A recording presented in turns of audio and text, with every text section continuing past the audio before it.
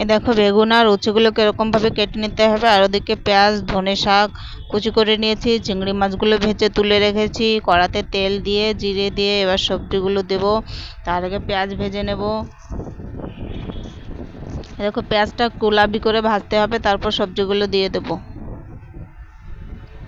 এবার পরিমাণ মতো নুন হলুদ দিয়ে দেব। এটা ঢেকে ঢেকে রান্না করতে হবে। দুটো কাঁচা লঙ্কা দিয়ে দিলাম। একদম লো ফ্লেমে ঢেকে ঢেকে রান্না করতে হবে, যাতে এক্সট্রা কোনো জলের দরকার না হয়।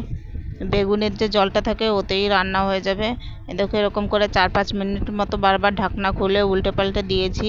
এবার তেল দিয়ে ভালো করে নেড়েচেড়ে মিক্স করে নিলাম। আমার কাছে তেলটা একটু কম মনে হচ্ছিল, চিংড়ি মাছগুলো আগে দেইনি তো এখন দিয়ে দিচ্ছি সুন্দর করে। এবার কি যদি ধনে শাক খেতে চাও ধনে শাক ছিঁড়ে দিয়ে দেবে আর নাড়াচাড়া দিয়ে নামিয়ে নেবে। হয়ে গেল তোমার উচ্ছে বেগুন ভর্তা।